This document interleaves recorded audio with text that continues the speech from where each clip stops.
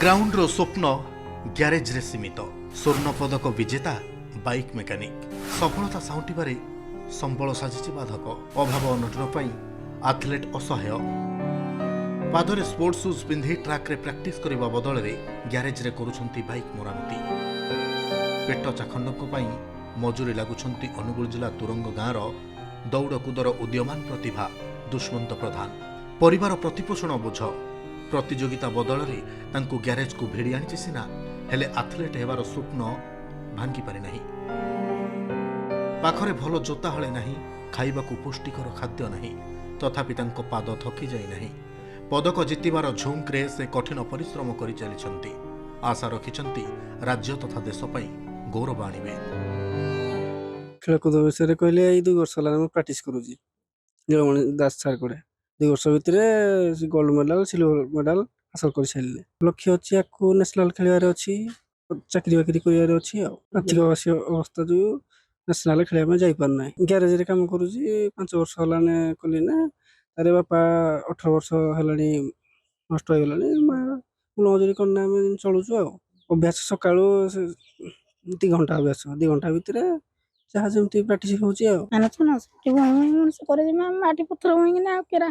ତାପରେ ନୀଳମଣି ସାରେ ଦାସ ସେଇ ପୁଅକୁ ଚିହ୍ନା ଜଣା ହେଇକିନା ଆଗେଇବା ପାଇଁ ଖେଳରେ କରୁଛନ୍ତି। ଆଉ ମୁଁ ଚାହୁଁଛି ମୋ ପୁଅ ମାନେ ଖେଳରେ ଆଗେଇକିନି କିନ୍ତୁ ଭଗବାନ ତାକୁ ମଙ୍ଗଳ କରୁଛେ। ଯାହାହେଲେ ସେ ତ ଗୋଟେ ମିଳୁ ଆଉ ଯାହା ଚାକିରି ଖଣ୍ଡେ ବାକିରି ଖଣ୍ଡେ ଦେବେ। ଆଉ ଭଲ ନାଗୁଛି ହେଲେ ସାଇକେଲ ପେଲି ଗ୍ୟାରେଜ ଯାଉଛି, ସାଇକେଲ ପେଲି ସବୁଆଡେ ଯାଉଛି। ଆଉ କଣ କରିବି? ମୋ ପୁଅକୁ ପଢେଇବା ପାଇଁ ଇଚ୍ଛା ଥିଲା, ହେଲେ ମୁଁ ଟଙ୍କା ନାହିଁ ବୋଲି ପଢେଇ ପାରିଲିନି। ଦୌଡ଼କୁଦର ଏହି ଉଦୀୟମାନ ପ୍ରତିଭା ରାଜ୍ୟ ପ୍ରତିଯୋଗିତା 2025ରେ ପ୍ରଥମ ଥର ପାଇଁ ଭାଗ ନେଇଥିଲେ। ଆଉ 10 କିଲୋମିଟର ଦୌଡ଼ ଇଭେଣ୍ଟରେ ସ୍ୱର୍ଣ୍ଣ ପଦକ ଜିତି ସମସ୍ତଙ୍କ ଦୃଷ୍ଟି ଆକର୍ଷଣ କରିଥିଲେ। 2026 ପ୍ରତିଯୋଗିତାରେ ମଧ୍ୟ ଭାଗ ନେଇ ଜିଲ୍ଲା ପାଇଁ ରୌପ୍ୟ ପଦକ ବିଜୟୀ ହୋଇଥିଲେ। ଦୁଷ୍ମନ୍ତଙ୍କ ଟାର୍ଗେଟ୍ ଏବେ ଜାତୀୟ ପ୍ରତିଯୋଗିତା।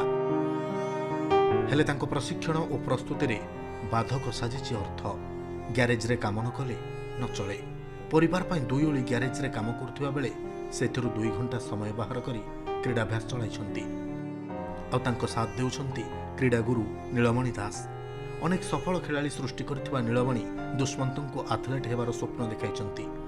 ଜାତୀୟ ପ୍ରତିଯୋଗିତା ଅଧିକ ପ୍ରଶିକ୍ଷଣ, ପ୍ରସ୍ତୁତି ଏବଂ ଅର୍ଥର ଆବଶ୍ୟକତା ରହିଥିବାରୁ ପ୍ରଶାସନର ସହଯୋଗ ଲୋଡ଼ିଛନ୍ତି ଦୁଷ୍ମନ୍ତଙ୍କ କ୍ରୀଡ଼ାଗୁରୁ।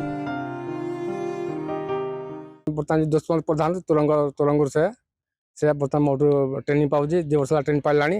ଯେଉଁ 2025ରେ ଗୋଲ୍ଡ ମେଡାଲ ମାରିଥିଲା, 2026ରେ ସିଲଭର ମେଡାଲ ମାରିଥିଲା। ସେ ବହୁତ ପରିଶ୍ରମୀ ପିଲା, କିନ୍ତୁ ବହୁତ ପରିଶ୍ରମ କରୁଛି। ହେଲେ କ'ଣ ଅସଲ ହେଉଛି ମେନ୍ ତାର ଖାଦ୍ୟ ପେୟ ତାର ଠିକ୍ ସେ ନାହିଁ। ସକାଳେ ଘଣ୍ଟା ଆଡ଼େ ଯେଉଁ ପରିଶ୍ରମ କରୁଛି, ଉପଳି ତାକ ମାନେ ପ୍ରାକ୍ଟିସ୍ ପାଇଁ ତା ସମୟ ମିଳୁନି। ଯେହେତୁ ସେ ଗ୍ୟାରେଜରେ କାମ କରୁଛି, ତା ମା ଯେଉଁ ମୂଳ ମଜୁରିଆ ବାପଟି 10 ବର୍ଷ ହେଲା ନଷ୍ଟ ହେଇସାରିଲାଣି। ତଥାପି ସେ ଭିତରେ ସଂଘର୍ଷ କରି ଚାଲିଛି। ଯଦି କିଛି ସରକାର ତରଫରୁ ଯେଉଁ ଆର୍ଥିକ ସହାୟତା ମିଳେ, ସେ ନିଶ୍ଚିନ୍ତ ଉପରକୁ ଉଠି ପାରିବ। ରାଜ୍ୟ କ'ଣ ତଥା ଦେଶ ପାଇଁ ବି ସେ ବି ଭଲ ଗୌରବ ବି ଆଣିପାରିବ। ଦୁଷ୍ମନ୍ତ ପ୍ରଧାନ ଜଣେ ଭଲ ଆଥଲେଟ୍। ସେ 10,000 ୱାକିଂରେ ଲାଷ୍ଟ 2 ବର୍ଷ ହେବ ଆମ ଜିଲ୍ଲା ପାଇଁ ଗୌରବ ଆଣିଛନ୍ତି। ଗୋଲ୍ଡ ମେଡାଲ ଏବଂ ସିଲଭର ମେଡାଲ ଆଣିଛନ୍ତି ଷ୍ଟେଟ୍ ମିଟ୍ରେ। ତେଣୁକରି ସେ ବି ଆସିଥିଲେ, ଜିଲ୍ଲାପାଳ ମଧ୍ୟ ଭେଟିଥିଲେ। ଜିଲ୍ଲାପାଳ ମଧ୍ୟ ଏ କଥା ଗୁରୁତ୍ୱର ସହିତ ନେଇଛନ୍ତି ଏବଂ ନାଲ୍କୋକୁ ଚିଠି ମାଧ୍ୟମରେ ଜଣାଇଛନ୍ତି ତାଙ୍କୁ କିଛି ଫାଇନାନ୍ସିଆଲ ସପୋର୍ଟ କରିବା ପାଇଁ। ଏବଂ ନିଶ୍ଚିନ୍ତ ହେବ, ଏହା ହେଲେ ତାଙ୍କର ଆର୍ଥିକରେ କିଛି ଉନ୍ନତି ଘଟିବ ଏବଂ ସେ ନିଶ୍ଚିନ୍ତ ସେ ଭଲ ପ୍ରାକ୍ଟିସ୍ କରିବେ। ଆଗାମୀ ଦିନେ ଭଲ ଖେଳିବେ ଏବଂ ଜିଲ୍ଲା ପାଇଁ ଆହୁରି ସୁନାମ ଆଣିବେ। ସରକାରୀ ପ୍ରୋତ୍ସାହନ ଓ ସହଯୋଗ ମିଳିଲେ ଦୁଷ୍ମନ୍ତ ଉଚ୍ଚଶିକ୍ଷା ସାଙ୍ଗକୁ ଜାତୀୟ ପ୍ରତିଯୋଗିତାରେ ଜଲୁଆ ଦେଖାଇ ପାରନ୍ତେ। ଦୌଡ଼କୁଦ ପ୍ରତିଯୋଗିତାର ଚାଲି ଇଭେଣ୍ଟରେ ଉଦୀୟମାନ ଖେଳାଳି ଅନୁଗୁଳର ଦୁଷ୍ମନ୍ତ ପ୍ରଧାନ ରାଜ୍ୟ ପ୍ରତିଯୋଗିତାରେ ଚମକ ଦେଖାଇ ସାରିବା ପରେ ଏବେ ତାଙ୍କ ଟାର୍ଗେଟ୍ ଜାତୀୟ ପ୍ରତିଯୋଗିତା ଉପରେ। ହେଲେ ତାଙ୍କ ପ୍ରଶିକ୍ଷଣ ଓ ପ୍ରସ୍ତୁତିରେ ଅର୍ଥ ସାଜିଛି ବାଧକ। ମୁଣ୍ଡ ଉପରେ ପରିବାରର ବୋଝ।